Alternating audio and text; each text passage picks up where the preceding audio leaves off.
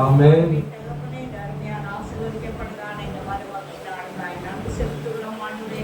இந்த நாளில் கூட தேவ கிருபைக்காய் துதிக்கிறோம் ஆண்டவரே.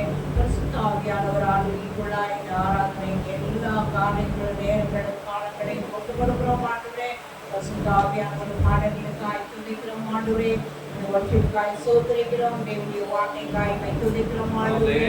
ஆவியானவர் ஆளுகை செய்யும்படியாய் சோதரிக்கிறோம் ஆண்டவரே. விண்ணப்பங்கள் வேண்டுதல்கள் ஆண்டவரே, காணிக்கையின் பகுதி, அறிவிப்பின் பகுதி எல்லாவற்றையும் கரத்திலே ஒப்புக்கொடுக்கிறோம்.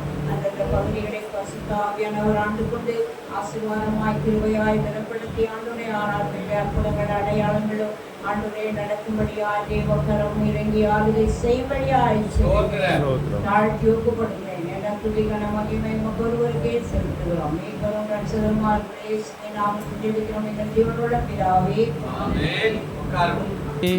இதோ மனுஷரின் மத்தியில் தேவாதி தேவனே வாசம் செய்கிறாரே. தேவதாவரிக்கும் சலமே தம் ஜனத்தாரின் மத்தியிலா. தேவன் சாவரிக்கும் ஸ்தலமே தம் ஜனத்தாரின் மத்தியிலா. தேவன் தாம் அவர்களின் தேவனாயிருந்து கண்ணீராவையும் துடைக்கிறாரே. தேவன் தாம் அவர்களின் தேவனாயிருந்து கண்ணீராவையும் துடைக்கிறாரே. இதோ மனுஷரின் மத்தியில் தேவாதி தேவனே வாசம் செய்கிறாரே. இதோ மனுஷரின் மத்தியில் தேவாதி தேவனே வாசம் செய்கிறாரே. தேவ ஆலயமும் அவரே, தூய ஒளி விளக்கும் அவரே. தேவ ஆலயமும் அவரே, தூய ஒளி விளக்கும் அவரே. ஜீவனாலின் நம் ஜனங்களின் தாகம் தீர்க்கும் சுத்த ஜீவனதியும் அவரே. தேவனாலின் நம் ஜனங்களின் தாகம் தீர்க்கும் சுத்த ஜீவனதியும் அவரே. இதோ மனுஷரின் மத்தியில் தேவாதி தேவனே வாசம் செய்கிறாரே. இதோ மனுஷரின் மத்தியில் தேவாதி தேவனே வாசம் செய்கிறாரே. மகிமை நிறை பூரணமே மக பரிசுத்த ஸ்தலம் அதுவே. மகிமை நிறை பூரணமே மக பரிசுத்த ஸ்தலம் அதுவே. என்றும் துதியுடனே அதன் வாசலுள்ளே எங்கள் பாதங்கள் நிற்கிறதே. என்றும் துதியுடனே அதன் வாசலுள்ளே எங்கள் பாதங்கள் நிற்கிறதே. இதோ மனுஷரின் மத்தியில் தேவாதி தேவனே வாசம் செய்கிறாரே. இதோ மனுஷரின் மத்தியில் தேவாதி தேவனே வாசம் செய்கிறாரே. சீயோனே உன் வாசல்களை ஜீவதேவனை நேசிக்கிறார். சீயோனே உன் வாசல்களை ஜீவதேவனை நேசிக்கிறார். சீர் மிகுந்திடுமே சுவிசேஷமதை கூறி உயர்த்திடுவோம் உம்மையே. சீர் மிகுந்திடுமே சுவிசேஷமதை கூறி உயர்த்திடுவோம் உம்மையே. இதோ மனுஷரின் மத்தியில் தேவாதி தேவனே வாசம் செய்கிறாரே. இதோ மனுஷரின் மத்தியில் தேவாதி தேவனே வாசம் செய்கிறாரே. முன்னோடியாயே சுவரன் முறை கல்லாயி சீயோனிலே. முன்னோடியாயே சுவரன் முறை கல்லாயி சீயோனிலே.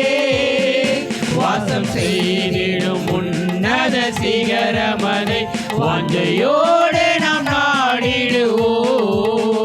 வாசம் செய்திடும் உன்னத சிகரமதை வாஞ்சையோடு நாம் நாடிடுவோம். இதோ மனுஷரின் மத்தியில் தேவாதி தேவனி வாசம் செய்கிறாரே. இதோ மனுஷரின் மத்தியில் தேவாதி தேவனி வாசம் செய்கிறாரே. அல்லேலூயா.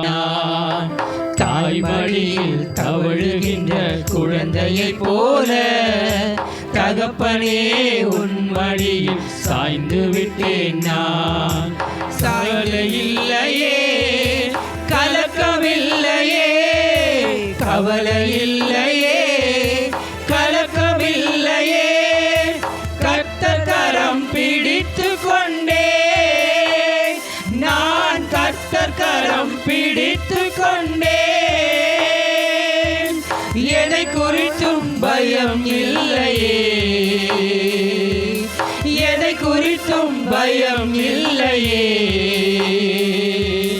என் நேசர் நடத்துகின்றேன், தினம் என் நேசர் நடத்துகின்றேன்.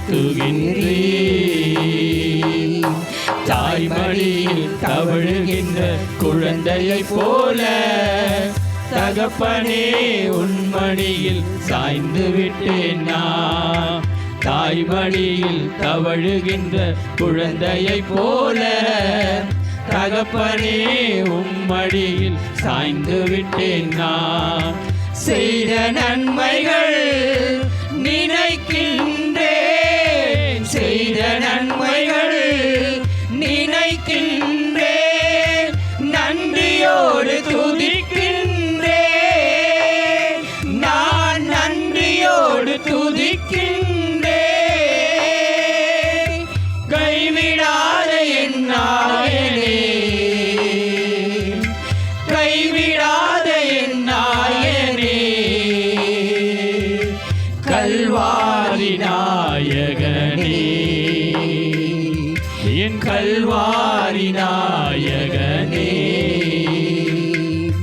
தாய்மடியில் தவழுகின்ற குழந்தையைப் போல தகப்பனே உம்மடியில் சாய்ந்து விட்டேன் நான்.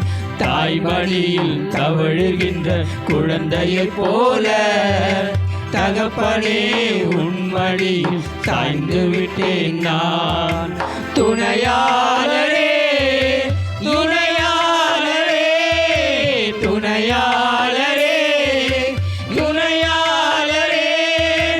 இணையில்லா மணவாளனே, என் இணையில்லா மணவாளனே. உணவாக வந்தீரையா, என் உணவாக வந்தீரையா. என் உயிரோடு கலந்தீரையா, என் உயிரோடு கலந்தீரையா. தாய்மடியில் தவழுகின்ற குழந்தையைப் போல தகப்பனே உன் மடியில் சாய்ந்து விட்டேன் நான். தாய்மடியில் தவழுகின்ற குழந்தையைப் போல தகப்பனே உன் மடியில் சாய்ந்து விட்டேன் நான். உம்மைத்தானே பற்றிக் கொண்டேன், உம்மைத்தானே பற்றிக் கொண்டேன். உம் தோளில் அமர்ந்திடுவேன், நானும் தோளில் அமர்ந்திடுவேன். உந்தன் சிறகுகள் நிழல்தனிலே, உந்தன் சிறகுகள் நிழல்தனிலே. உலகத்தையே மறந்திடுவே, இந்த உலகத்தையே மறந்திடுவே. தாய்மடியில் தவழுகின்ற குழந்தையைப் போல தகப்பனே உன் மடியில் சாய்ந்து விட்டேன் நான். தாய்மடியில் தவழுகின்ற குழந்தையைப் போல தகப்பனே உன்மடியில் சாய்ந்து விட்டேன் நான். அதிகாலமே தேடுகிறேன், அதிகாலமே தேடுகிறேன், ஆர்வமுடன் நாடுகிறேன், நான் ஆர்வமுடன் நாடுகிறேன். உயிர் வாழும் நாட்களெல்லாம், நான் உயிர் வாழும் நாட்களெல்லாம் உம் நாமம் சொல்வேனையா, நான் உன் நாமம் சொல்வேனையா. தாய்மடியில் தவழுகின்ற குழந்தையைப் போல தகப்பனே உன்மடியில் சாய்ந்து விட்டேன் நான். தாய்மடியில் தவழுகின்ற குழந்தையைப் போல தகப்பனே உன்மடியில் சாய்ந்து விட்டேன் நான். அதிசயமே அதிசயமே அதிசயமே அதிசயமே, ஆறுதல் நாயகனே, என் ஆறுதல் நாயகனே. ஆலோசனை கர்த்தரே, ஆலோசனை கர்த்தரே, அடைக்கலம் பட்டணமே, என் அடைக்கல பட்டணமே. தாய்மடியில் தவழுகின்ற குழந்தையைப் போல தகப்பனே உன்மடியில் சாய்ந்து விட்டேன் நான். தாய்மடியில் தவழுகின்ற குழந்தையைப் போல தகப்பனே உன்மடியில் சாய்ந்து விட்டேன் நான். விசுவாசத்தோடு ஆமாங்க, ஆண்டவர் ரத்தம் நம்ம மேல இருக்கும்போது ஒருத்தர் தொட முடியாது. பாசமாய் சிலுவையில் பலியானார், பாவத்தை வென்று விட்டார். இயேசு பாசமாய் சிலுவையில் பலியானார், பாவத்தை வென்று விட்டார். இரத்த கோட்டைக்குள்ளே நான் நுழைந்து விட்டேன், இனி எதுவும் அணுகாதே, எந்த தீங்கும் தீண்டாதே. இரத்த கோட்டைக்குள்ளே நான் நுழைந்து விட்டேன், இனி எதுவும் அணுகாதே, எந்த தீங்கும் தீண்டாதே. இந்த காலத்திலும் எந்த நேரத்திலும் நன்றியால் உம்மை நான் துதிப்பேன். இயேசுவே உம்மை நான் துதிப்பேன் துதிப்பேன், எந்த வேளையிலும் துதிப்பேன். இயேசுவே உம்மை நான் துதிப்பேன் துதிப்பேன், எந்த வேளையிலும் துதிப்பேன். ஆதியும் நீரே, அந்தமும் நீரே, ஜோதியும் நீரே, என் சொந்தமும் நீரே. ஆதியும் நீரே, அந்தமும் நீரே, ஜோதியும் நீரே, என் சொந்தமும் நீரே. எந்த காலத்திலும் எந்த நேரத்திலும் நன்றியால் உம்மை நான் துதிப்பேன். இயேசுவே உம்மை நான் துதிப்பேன் துதிப்பேன், எந்த வேளையிலும் துதிப்பேன். இயேசுவே உம்மை நான் துதிப்பேன் துதிப்பேன், எந்த வேளையிலும் துதிப்பேன். அன்பு கூறுவேன் இன்னும் அதிகமாய், ஆராதிப்பேன் இன்னும் ஆர்வமாய். அன்பு கூறுவேன் இன்னும் அதிகமாய், ஆராதிப்பேன் இன்னும் ஆர்வமாய். உம்மை முழு உள்ளத்தோடு ஆராதிப்பேன், முழு பலத்தோடு அன்பு கூறுவேன்.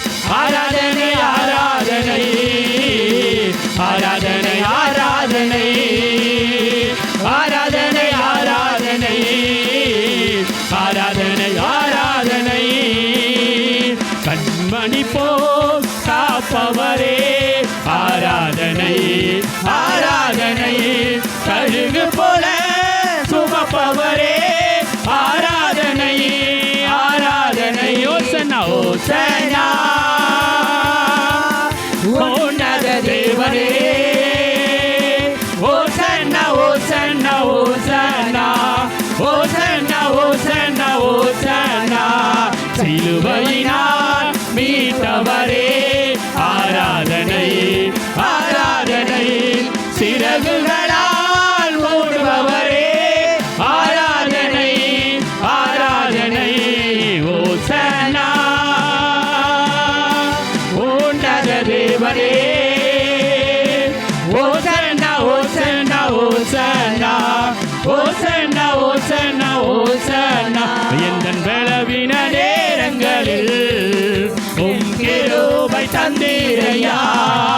எந்த பலவீன நேரங்களில் உம் கிருபை தந்தீரையா.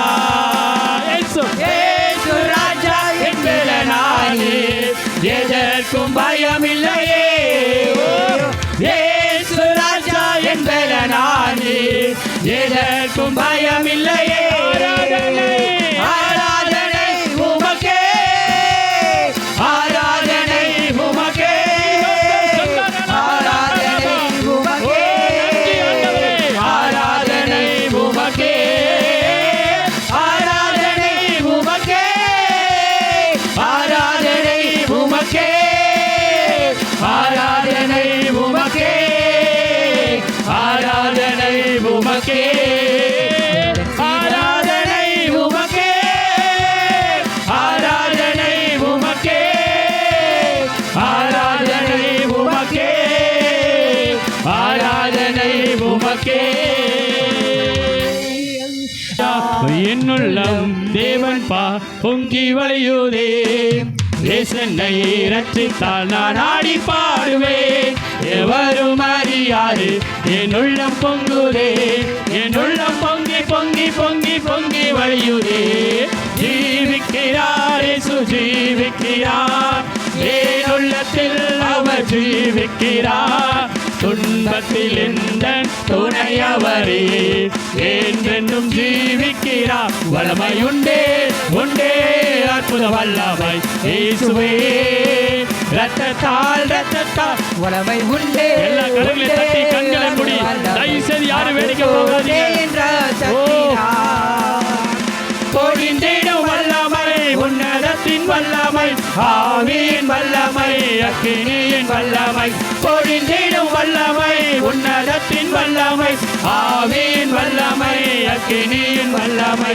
வல்லமை தேவை தேவா, வல்லமை தாரும் தேவா, இன்று தேவை தேவா, இப்போ தாரும் தேவா, இன்று தேவை தேவா, இப்போ தாரும் தேவா. அவர் மேலும் உன் ஆவியை ஊற்றுவேன் என்று மாம்சமான அவர் மேலும் என் ஆவியை ஊற்றுவேன் என்று முப்பர்வாலிவர் யாவரோ தரிசனம் சொல்வாரே. முப்பர்வாலிவர் யாவரோ தரிசனம் சொல்வாரே. பொழிந்திடும் வல்லமை, உன்னதத்தின் வல்லமை, ஆவியின் வல்லமை, அக்கினியின் வல்லமை. பொழிந்திடும் வல்லமை, உன்னதத்தின் வல்லமை, ஆவியின் வல்லமை, அக்கினியின் வல்லமை. பொழிந்திடும் ஆவியே தூய்மையே, ஆவியே அசைவாடும், ஆவியே தூய்மையே, ஆவியே இடமசைய என் உள்ளம் நிரம்ப இறங்கி வாருமே. இடமசைய என் உள்ளம் நிரம்ப இறங்கி வாருமே. இடமசைய என் உள்ளம் நிரம்ப இறங்கி வாருமே. இடமசைய என் உள்ளம் நிரம்ப இறங்கி வாருமே. இடமசைய என் உள்ளம் நிரம்ப இறங்கி வாருமே.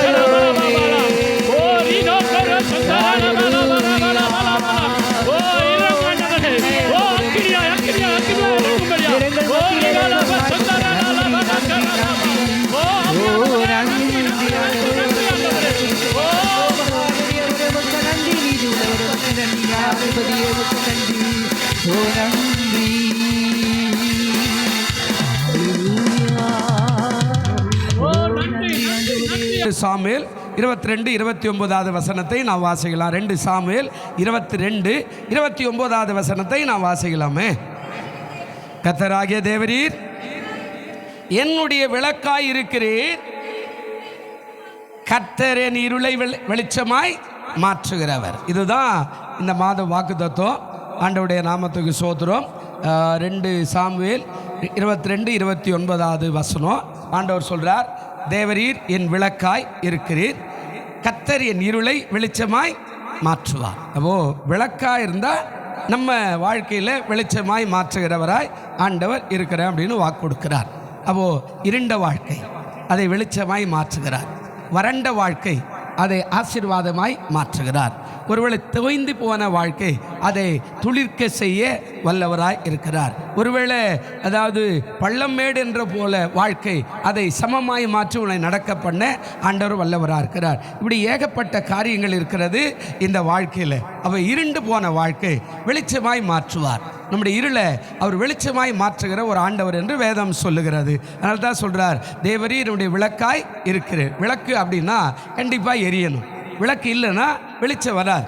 விளக்கு இல்லைன்னா அதாவது இருண்ட பிரதேசத்திலே இருப்போம். எனக்கெல்லாம் ஞாபகம் இருக்கிறார்.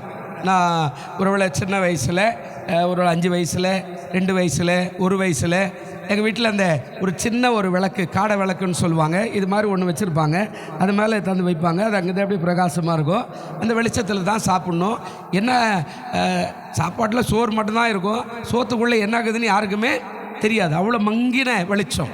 ஆமாம். அதுக்கப்புறம் இன்னும் கொஞ்சம் நல்லா வெளிச்சத்தில் சாப்பிடணுன்னா நிலவு அமாவாசை பிறந்து வருது பாருங்கள், அந்த வளர்ப்புறையில் வளர வளர வளர ரோட்டில் உட்காருவோம். அந்த வீட்டு வாசலில் ஓரத்தில் நம்ம நிலவு வெளிச்சத்தில் சாப்பிடுவோம். அப்போ யார் போகிறான் யார் வரான்னு தெரியும். காலம் வரும்போது இது மாதிரி ஒரு குண்டு பல்பை தந்து போட்டாங்க ரோட்டில், அந்த வெளிச்சத்தில் சாப்பிட்டோம். அதுக்கப்புறம் டியூப் லைட் வந்துச்சு. அதுக்கப்புறம் இது மாதிரி இப்போல்லாம் எல்லாமே உலகமே வெளிச்சமாய் மாறிடுச்சு பாருங்கள். அப்போ இருளை வெளிச்சமாய் மாற்றுகிற ஒரு ஆண்டவர். நம்ம இருள், நம்ம வாழ்க்கை, நம்முடைய குடும்பம், நம்முடைய வியாபாரம், நம்முடைய வேலை, நம்முடைய தொழில் எதுவாக இருந்தாலும் ஒரு இருண்டு போன ஒரு வாழ்க்கையாக இருந்தால் அதை அவர் சொல்கிறாரு வெளிச்சமாய் மாற்றுகிற ஆண்டவர். அப்போ அதற்கு வெளிச்சமாக வரணும்னா அதுக்கு ஒரு விளக்கு வேணும். இல்லையா? அந்த விளக்கு இருந்தால் அவருக்கு திரி வேணும். திரி இருந்தால் எண்ணெய் வேணும். எண்ணெய் இருந்தால் தீப்பெட்டி வேணும். தீப்பெட்டி இருந்தாலும் அதை ஏற்றுவதற்கு ஒரு ஆள் வேணும். அதை ஏற்றுவதற்கு ஒரு ஆள் இருந்தாலும் அதை வைப்பதற்கு ஒரு ஸ்டாண்டு வேணும். புதிய ஏற்பாட்டில் இதெல்லாம் சொல்கிறார். என்னப்பா ஏதோ சவுண்டு வருது? ரைஸ். இந்த காரியத்தை நாம் சரியாக செய்யலை அப்படின்னா எந்த ஒரு ஆசீர்வாதமும் வராது. அப்போ நம்ம தான் ஆண்டவர் எடுத்து பயன்படுத்துகிறார். விளக்காகவும் மாற்றுகிறார், திரியாகவும் மாற்றுகிறார், எண்ணெயாகவும் மாற்றுகிறார், தீக்குச்சாகவும் மாற்றுகிறார், அதாவது விளக்கு தண்டாகவும் மாற்றுகிறார். எல்லாத்தையும் அவர் செய்கிறார். இப்போ அது எல்லாத்தையும் செஞ்சுட்டு கூட அது இருண்ட வாழ்க்கை அப்படின்னா அது வேதனையாக இருக்குல்ல. இப்போ ஆண்டவர் சொல்கிறாரு தாவீதின் மூலமாக, என் விளக்காக இருக்கிறீங்க, நீங்கள் தான் எனக்கு விளக்கு. அந்த விளக்கு சும்மா இல்லை, அந்த விளக்கு எரியும் போது என்னுடைய இருள் வெளிச்சமாய் மாறிவிடும். அல்லேலூயா. தாவீது அனுபவத்தில் சொல்கிறார். சும்மா ஒன்றும் பாட்டெல்லாம் பாடலை, ரொம்ப அனுபவம். அவன் வாழ்க்கையே அந்தோ பரிதாபமாய் மாறிவிட்ட. ஏதோ ஊரில் இருந்தால் மரத்தை மேலே ஆடிக்கிட்டு இருந்தான், ஆடுகளை மேய்ச்சிக்கிட்டு இருந்தான், ஏதோ கண்டதை சாப்பிட்டுக்கிட்டு இருந்தான். ஆனால் ராஜான்னு என்றைக்கு அபிஷேகம் பண்ணானோ அன்னைக்கு அவன் வாழ்க்கையே டோட்டலாக மாறி போச்சு. ஊரார் வெறுத்துட்டாங்க, உறவினர் வெறுத்துட்டாங்க, நண்பர்கள் வெறுத்துட்டாங்க, குடும்பத்தார் வெறுத்துட்டாங்க, அண்ணன் தம்பி வெறுத்துட்டாங்க.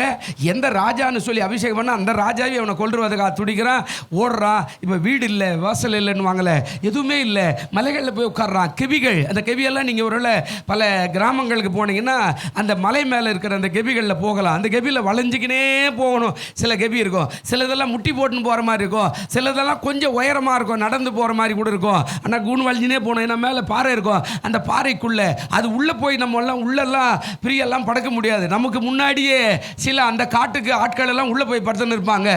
அந்த பாம்பு இருக்கும், பூச்சி இருக்கும், எல்லாம் இருக்கும். அதெல்லாம் எல்லாத்தையும் அப்புறப்படுத்திட்டு தாவீதும் அவனுடைய ஆட்களும் போய் கெபிகளை ஒளிஞ்சிக்கிட்டு படுத்துருக்கிறாங்க. ராத்திரிக்கெல்லாம் அந்த பூச்சி கடி இல்லை, சாப்பாடு கிடையாது, ஏதோ அந்த காட்டில் விளையிற என்ன காயோ, கம்முட்டி காய், எந்த காயோ எதையோ ஒன்று பறித்து சாப்பிட்டுட்டு அவன் உள்ளே படுத்துருக்கிறான். இருண்டு போன வாழ்க்கை, விளக்கு கிடையாது. இருண்ட வாழ்க்கை, நேசிக்கிற ஆள் இல்லை. இருண்ட வாழ்க்கை, கூப்பிடுற ஆள் இல்லை. இருண்ட வாழ்க்கை, சாப்பாடு கொடுக்க ஆள் இல்லை. இருண்ட வாழ்க்கை, நம்ம போனால் கூட துரத்திடுறான். நாபால் மாதிரி ஆளெல்லாம் யாராம தாவீது அப்படின்னு சொல்லி வெளியே துரத்திட்டு ஓடுற அளவுக்கு ஒரு இருண்டு போன ஒரு வாழ்க்கை. அதனால தான் அனுபவத்தில் தாவீது பாடுறார். சும்மா ஒன்றவர் எல்லாம் ஏதோ கடமைக்கு பாடுறார் அப்படியெல்லாம் கிடையாது. இருண்ட வாழ்க்கை, எல்லாம் முடிந்து விட்டது. நண்பர்கிட்ட போகிறான், கொஞ்சம் போய் நாபால் கிட்ட எனக்கு சோறு வாங்கினவாடா அப்படின்னா அவன் சொல்கிறான், யாரா அவன்? தாவீது. என் சொத்தை ஏன்னா நான் அவனுக்கு தருவேன் அப்படின்னு துரத்தி விட்டுட்டா. நாபாலுடைய மனைவி ஞானம் உள்ளவள். அவள் என்ன செய்தா, தாவீது ஆண்டவர் அரசனாக மாற்றிக்கிறார், ஒரு காலத்தில் அவர் அரசனாக போக போகிறாரு, இந்த நாட்டை ஆள போகிறாரு, நம்ம ஆள போகிறாரு, இந்த ஆள் இப்படி பண்ணிட்டா. என் புருஷன் அவரும் ஒன்றா ஆட மேய்ச்சாங்க, நண்பர்களாக இருந்தாங்க, அவ்வளோ உண்மையானவன், அவனுக்கு எதாவது கொடுக்கணும் எல்லாத்தையும் எடுத்து கழுது மேலே வச்சுக்கிட்டு ஓடி போய் சாஸ்தாங்கமாய் தாவீதுடைய காலில் விழுந்து, நீ வந்ததை, நீ அனுப்பினதை ஆட்களை நான் பார்க்கல, என்னை மன்னிச்சிருங்க, கர்த்தர் உனக்கு ஒரு வீட்டை கட்டுவார், நீ ராஜாவா இருப்ப, நீ ராஜா போய் ஏன் கொலைகாரன் அவர், என் புருஷனை கொண்டு நீ ஏன் கொலைகார அவரை, இதெல்லாம் எடுத்து உன்னுடைய பிள்ளைகளுக்கெல்லாம் கொடுங்க அப்படின்னு சாஸ்தாங்கமாய் விழுந்து வணங்கிட்டு வந்தா. அனுபவத்தில் தான் பாடுறான். இன்னைக்கு நம்ம வாழ்க்கை அனுபவமெல்லாம் இல்லை, எதோ போகிற போக்கில் ஏதோ 4 வார்த்தை பேசிட்டு போயிடுறோம். இல்லைங்க, அனுபவம் என் வெளிச்சமாக இருக்குது. காலம் வந்தது, மாற்றம் வருகிறது, காலம் வந்தது, எதிராளிகள்லாம் சங்காரிக்கிறார் ஆண்டவர், அற்புதம் நடத்துகிறாரு. இப்போது அப்படி வெளிச்சம் எப்படி மாறுகிறது, அரண்மனை வருகிறது, கூடாரத்திலிருந்து அரண்மனைக்கு போகிறார். அந்த அரண்மனைக்கு போகணுமுன்னே வேலையாட்கள் வராங்க, வேலைக்காரிங்க வராங்க, சோல்ஜர் வராங்க, எல்லா இராணுவம் வருகிறது, குதிரைப்படை வருது, யானைப்படை வருது, காலாட்படை வருகிறது. இப்போ தேக்கு மரம் வீட்டில் உட்கார்றாரு, வீசுவதற்கு ஆள் வருது, பாடுவதற்கு ஆள் வருது, நடனத்துக்கு ஆள் வருது, எல்லாம் வருது. இப்போது இருண்ட வாழ்க்கை வெளிச்சமாய் தேவன் மாற்றிட்டார். ஹல்லேலூயா சொல்லுங்க, ஹல்லேலூயா. தாவீது அனுபவத்தில் பாடுறார். தாவீது அனுபவத்தில், ஆமாம், அந்த அனுபவம் ரொம்ப ரொம்ப சாதாரணது இல்லை. கஷ்டப்பட்டு, வேதனைப்பட்டு, நொறுக்கப்பட்டு, அடிப்பட்டு, பூச்சிலும் புழுவிலுமாய் பட்டினி இரவும் பகலும், கெபில போயெல்லாம் குளிர்க்கெல்லாம் போத்திக்கெல்லாம் முடியாது. எங்கள் ஊரில் கூட அந்த மலை இருக்குது, அது ஏறணும், கிட்டத்தட்ட 2 கிலோமீட்டர் மேலே ஏறி போனீங்கன்னா பெரிய அதாவது கெபி இருக்கும். அதில் போனால் மேக்சிமம் அந்த காலத்தில் நான் சொல்கிறேன், குள்ள நெறி இருக்கும், இல்லை நரி இருக்கும். நரி இருந்தால் அடிச்சிடும், குள்ள நெறியாவது ஓடி போயிடும், நரி அடிச்சிடும். தவக்கரடி இருக்கும், முள்ளம்பன்றி இருக்கும். அந்த கெபியில் போய் உள்ளே போய் படுத்துக்கிட்டு இருக்கோம். அது அவ்வளோ சீக்கிரம் உள்ளே போய் திரும்பி வர முடியாது, அது ஓடிடும். நம்மளாம் திரும்பி வர முடியாது, போன மாதிரியே தான் திரும்பி வரணும். அது மாதிரி கெபிகள்லாம் ஆட்களை படக்க வச்சு கஷ்டப்பட்ட தாவீது சொல்லுகிறார், என் விளக்காய் நீங்கள் இருக்கிறீங்க, என் விளக்கு எரியும் போது என் இருள் வெளிச்சமாய் மாறிடும். அல்லேலூயா, ஆண்டவருக்கு ஸ்தோத்திரம். பிரியமானவர்களே, அப்போது ஆண்டவர் நமக்கு விளக்காக இருந்தால் நம்முடைய இருளை வெளிச்சமாய் மாற்றுவார். இருண்ட வாழ்க்கை நடக்கலையே, ஜெபிக்கிறேன், கூடலையே, ஜெபிக்கிறேன், உபவாசிக்கிறேன், நடக்க மாட்டேன்தே, என் வாழ்க்கையில் இப்படியெல்லாம் இருக்குது அப்படின்னு யோசிக்கிறேன்னா, உன்னுடைய இருளை வெளிச்சம் மாற்றுகிறவர் நம்முடைய ஆண்டவராக இருக்கிற கர்த்தர். எப்படி மாற்றுவார் பாருங்க. யோவான் 1ஆம் அதிகாரம் ஒரு 5-6 காரியத்தை வேகமாக சொல்லிட்டு போயிடுறேன். ஆண்டவர் சொல்கிறாரு, யோவான் 1:4 வசனம். இந்த யோவானில் தான் சொல்ல போகிறேன், எடுத்து வச்சுங்க. யோவான் 1ஆம் அதிகாரம் 4வது வசனம் வாசிப்போம். அவருக்குள்ளே ஜீவன் இருந்தது. ஆண்டவர் சொல்றாரு, அவருக்குள்ளே ஜீவன் இருந்தது, அந்த ஜீவன் மனுஷருக்கு எப்படியா இருந்ததா, ஒளியாய். அப்போ இயேசுக்கு ஜீவன் இருந்தாதான் அது மனுஷருக்கு எப்படி வரங்க, ஒளியாய் மாறு. ஜீவன் இல்லைன்னா எப்படி விளக்கு எரியும்? இப்போ நம்ம கூட போடுறோம், சுவிட்ச் போடுறோம், பல்பு அதாவது முடிஞ்சு போச்சு ஆயிஸ் அப்படின்னா அது மினுக்கு நேர்ந்து நிற்கும். அப்படியே இல்லைன்னா ரொம்ப அப்படியே பவர் இல்லாமல் மங்கி எறிங்கிட்டு இருக்க மாதிரி இருக்கும். கொஞ்ச நாள் ஆன உடனே அதை மாற்றுறதுக்கு வழி இல்லை அப்படின்னா கொஞ்ச நாள் ஒன்று அதுவே சொல்லிவிடும், என்னடா என்ன மாற்றுறதுக்கு உனக்கு வக்கு இல்லாத, அப்புறமா என்னடான்னு சுத்தமாக ஆஃப் ஆகிடும். நல்லா யோசிச்சு பாருங்க, அவ்வளோதான். இப்போ விளக்கு எப்படி இருக்குது அப்படின்னா, இங்கே சொல்கிறாரு, என்ன பேசுகிறாரு, அவருக்குள்ளே என்ன இருந்ததாங்க, யாருக்குள்ள, இயேசுநாதருக்குள்ள. மேலே சொல்றாரு, ஆதியில வார்த்தை இருந்தது, அந்த வார்த்தை தேவனிடத்தில் இருந்தது, அந்த வார்த்தை யாரா இருந்தது, அந்த தேவன் தான் இந்த வார்த்தை. ஆதியில வார்த்தை இருந்தது, அந்த வார்த்தை தேவனிடத்தில் இருந்தது, அந்த வார்த்தை மனு அவதாரம் எடுத்து அது தேவனாகவே உலகத்துக்கு வந்தது. 2வது வசனம் பேசும்போது என்ன சொன்னாருங்க, அவர் ஆதியில யாரோட இருந்தாரா, தேவனோடு இருந்தார். 3வது வசனம் சொல்றார், சகலமும் அவர் மூலமா என்ன செய்தது, உலகத்தில் இருக்கிற ஆசீர்வாதங்கள் எல்லாம் உனக்கு எனக்கு அவர் மூலியமாக தான் உண்டாச்சு. அல்லேலூயா. இன்றைக்கி நாம் அனுபவிக்கிற காரியமெல்லாம் அன்றைக்கே பிரசங்கியின் புஸ்தகத்திலே சொல்கிறார். நம்ம எல்லாம் அனுபவிக்கிற எல்லாமே பைபிளில் ஆண்டவர் சொல்லாத ஒன்றும் இந்த உலகத்தில் இல்லை. ஆமாம், அதாவது எரேமியாவின் புலம்பல்ல சொல்லுவார், எங்கள் தண்ணீரை பணத்துக்கு வாங்கி நாங்கள் குடிக்கிறோம். குடிக்கிறோமா இல்லையா? இப்போ குடிக்கிறோமா இல்லையா? அன்றைக்கே சொன்னார், எங்கள் அதாவது விறகுகளை பணத்திற்கு வாங்கி நாங்கள் சமையல் பண்ணுகிறோம். செய்கிறோமா இல்லையா? கேஸ் எல்லாம் என்ன பண்ணுறோம்? சும்மா வருதா? காசு கொடுக்குறோமா இல்லையா? இதெல்லாம் எரேமியான் புலம்பல், பிரசங்கி, உன்னத பாட்டு, இதில் எல்லாத்தையும் சொல்லிட்டு போயிட்டார். அன்றைக்கே அன்றைக்கு இருந்ததான் இன்றைக்கு வருகிறது. புதுசாக ஒன்றும் எதுவுமே கிடையாதுன்ட்டார். அப்போ அன்னைக்கு வாங்கணும், இன்னைக்கு சாப்பிட்றோம். எங்கள் பிள்ளைகள் அப்பங்களுக்கு இறந்து திரிகிறார்கள், அதை கொடுப்பதற்கு ஆட்களே இல்லை. இன்னைக்கு அப்பத்துக்காக திரிகிற பிள்ளைகளை பாருங்கள், ரோடு ரோடா உலக பிரகாரமாய் ஆவிக்குரிய பிரகாரமாய் அப்பத்துக்காக எங்களுக்காக கொஞ்சம் ஜெபம் பண்ணுங்க, என் பிள்ளைக்காக ஜெபம் பண்ணுங்க, என் பிள்ளைனுடைய வியாதிக்காக ஜெபம் பண்ணுங்க, என் பிள்ளை கீழ்ப்படியாமல் ஜெபம் பண்ணுங்க, என் பிள்ளை இப்பயே குடிகாரன் ஆகிட்டான் அவனுக்காக கொஞ்சம் ஜெபம் பண்ணுங்க. எங்கள் பிள்ளைகள் அப்பம் கேட்கிறார்கள், கொடுப்பதற்கு ஆட்கள் இன்னைக்கு யாருக்கிறா? சாப்பாட்டுக்கு ரோடு ரோடாக பாருங்க எத்தனை பேர். கொஞ்ச நாள் நீங்கள் ஒன்றா கொஞ்சம் போய் அந்த சென்ட்ரல் ஸ்டேஷனில் காலையில் போய் உட்காந்து பாருங்களேன். ஒரு அதிகாலை ஏதோ ஒரு வேலையை அந்த பக்கம் போய் உட்காந்து பாருங்கள். மூட்டை முடிச்சோட வடநாட்டிலிருந்து கும்பல் கும்பலாக குழந்தை, குட்டி, தட்டு, டம்ளரு, அதை இதை தூக்கிட்டு மூட்டை மூட்டையாக வந்து சென்ட்ரல் வாசலில் படுத்துன்னு இருப்பான். அழுக்கு துணியோட பெண்கள், பிள்ளைகள். ஆமாம், மூக்கு சளி ஒழுகி ஒரு மாதிரியாக பார்க்கவே சகிக்கலை. அவனை கூப்பிட்டு, ஏன்டா இங்கே வரீங்கன்னா, இங்கே ஊரில் வேலை இல்லை சார், இந்த தமிழ்நாடு அப்படியே சும்மா இது ஒரு பெரிய பட்டணம் சார், இந்த ஊரில் எங்களுக்கு எல்லாம் இருக்குது. எவனாவது போய்க்க, நாங்கள் போக மாட்டோம் இனிமேல் அந்த ஊருக்கு. ஏன் தெரியுமா? இந்த ஊரில் எங்களுக்கு நிறைய வேலை இருக்குது, எல்லாம் சாப்பாடு கொடுக்குறாங்க, நல்லா இருக்கிறீங்க, கொஞ்சமாக சம்பளம் கூட கொடுக்குறாங்க, நல்ல துணிமணி கிடைக்குது, எல்லாம் கிடையாது. அங்கே எல்லாம் கொத்தடிமை மாதிரி தான், ஏர் ஓட்டுறது கூட மாடு கிடையாது. கொளுத்து வேலை செய்தால் இங்கே 500 ரூபாய் கொடுக்குறாங்க, அங்கே யாருமே கூப்பிட மாட்டான். அப்படியே கூப்பிட்டா கூட 4 நாள் ஆகணுமா? போய் பாருங்க. சாப்பாட்டுக்காக ஊர் விட்டு ஊர் வந்து அப்படியே பல தேசங்கள் கடந்து போகிறான். ஒருத்தனும் ஊருக்கு போகிறது கிடையாது. கொரோனாக்கு தான் போனான், மறுபடியும் போனோன்னா மறுபடியும் ஒரு கொரோனா வரணும். அல்லேலூயா, நம்ம அதை சொல்லக்கூடாது. அல்லேலூயா. ஆமாம், அவ்வளோ சுகமாய் தமிழ்நாட்டில் வாழறாங்க. மூட்டை முடிச்சா டெய்லி லட்சக்கணக்கான ட்ரெயின் இப்படி திருவத்தூர் கிராஸ் பண்ணி போய் அங்கே இறங்கும்போது பார்த்தீங்கன்னா ஆயிரக்கணக்கான குடும்பங்கள் பிளாட்பாரத்தில் எந்த ஊருக்கு போகணுன்னு தெரியாமல் உட்காந்துருப்பான். கூப்பிட்டுருப்பான் எவனோ ஒருத்தன், கோயம்புத்தூரோ எங்கேயோ திருப்பூரோ ஏதோ ஒரு ஊருக்கு. இங்கே மூட்டை முடிச்சோட பிள்ளைகளை வச்சுட்டு இருப்பான், ட்ரெயினில் கூட இடம் இருக்காது. ஆண்டவர் அன்றைக்கே சொன்னார், பிள்ளைகள் அப்பம் கேட்கிறார்கள், அதை கொடுப்பார் ஒருவரும். அப்போ ஆண்டவர் சும்மா ஒன்றும் கூப்பிடலைங்க. அவர் சொல்கிறார், அந்த ஒளி இப்போ பாருங்கள், சகலமும் அவர் மூலமாய் உண்டாயிற்று, உண்டானதென்றும் அவரால் இல்லாமல் உண்டாகவில்லை. அதுக்கப்புறம் தான் இதை சொல்கிறார், அவருக்குள் ஜீவன் இருந்தது, அந்த ஜீவன் மனுஷன் எப்படியா இருக்குதா? உனக்கு ஜீவன் இருந்தால் தான் நீ ஒளியாக வாழ முடியும். அல்லேலூயா. உனக்கு ஜீவன் இல்லைன்னா நீ செத்து போன ஆள் தான். அந்த திரி இல்லைன்னா வெறும் விளக்கு இருந்து பிரயோஜனம் இல்லை. வெறும் விளக்கு இருந்து திரி இல்லைன்னா ஒன்றும் பிரயோஜனம் இல்லை. விளக்கும் திரியும் இருந்தால் அதில் எரிவதற்கான காரியமாக இருக்கிற எண்ணெய் கட்டாயம் அவசியம். அது இல்லாமல் போனாலும் பிரயோஜனம் இல்லை. சரி, இது எல்லாம் இருந்து தீ கொளுத்துறதுக்கு அந்த தீப்பெட்டி இல்லைன்னா அதுவும் பிரயோஜனம் இல்லை. அல்லேலூயா. நம்முடைய இருளை வெளிச்சமாகறதுக்கு தேவன் ஒளியாக அவதரித்தார். இயேசுவிடம் 4 காரியம்தான்.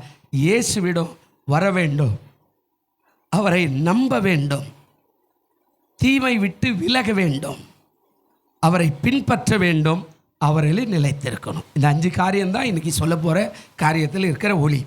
அதில் சொல்கிறார், இயேசுவிடம் நீ வா, கூப்பிடுறார். 2வது, அவர் மேலே நம்பிக்கை வை, உன்னை நான் ஆசீர்வதிக்கிறேன். 3வது, தீமை விட்டு என்ன செய், விலகு. இன்றைக்கி தீமை தான் மனுஷனை வாழ வைக்காமல் இருக்கிற தீமை தான். இன்னைக்கு கூட ஏதோ ஒரு பேப்பரில், நீங்கள் பேப்பரை போய் பாருங்கள், செய்தித்தாள் பாருங்கள், ஒரு சளி மருந்தை குடிச்சேன்னா செத்து போயிடுவேன்னு சொல்லிட்டு பேப்பரை பூரா விளம்பரம் பண்ணிக்கிறான். எத்தனை பேர் பார்த்துக்கிறீங்க? உங்களுக்கு தெரியலன்னா பாருங்கள், மறுபடியும் போய். ஆமாம், அந்த குழந்தைங்க குடித்த குழந்தை செத்து போச்சு, ஒரு 9-10 பேர். ஜாக்கிரதையாக இருக்கணும். காசுக்காக பயந்து எப்போ வாங்கி வச்ச மருந்தாக இருந்தால் எடுத்து குடிச்சா போய் கடையில் வாங்கி அவசரப்பட்டு குடிச்சேன்னா உன் பிள்ளை செத்து போயிடும் அப்படின்னு சொல்லி அது தடை செய்யப்பட்டு விட்டதுன்னு போட்டாங்க. சீரியஸாக இருக்குது சில பிள்ளைகள். நீங்கள் உலகத்தை பாருங்கள். அப்போ சொல்கிறாரு, தீமை விட்டு விலை. எல்லாத்துலேயுமே கலப்படம் தான். ஆமாம், நீங்கள் நினைக்கிற மாதிரியெல்லாம் ஒன்றுமே கிடையாது. இப்போ நான் அந்த இலங்கைக்கு போனப்போ கண்டின்ற ஊரில் தான் தேயிலை தோட்டம் ரொம்ப ஃபேமஸ். நம்ம ஊர் ஆளுங்கள்லாம் அங்கே நிறைய பேர் இருக்கிறான். அந்த காலத்தில் வேலைக்கு போனவன் மலேசியாவில் தேயிலை தோட்டத்துக்கு போன ஆட்கள் தான் தமிழர்களை பாதி பேர். அவங்க தான் மலேசியா கட்டமைச்சாங்க, அவங்க தான் சிங்கப்பூரை கட்டமைச்சாங்க, அவங்க தான் இலங்கையில் போய் கண்டின்ற ஒரு ஊரில் அவங்க தான் அந்த ஊரை கட்டமைச்சு இன்னும் கூட அவங்க தான் பல வருஷமாக தலைமுறையாக வாழற ஆள் தமிழ் ஆள் அங்கே தான் இருக்கிறான் இன்னும் கூட.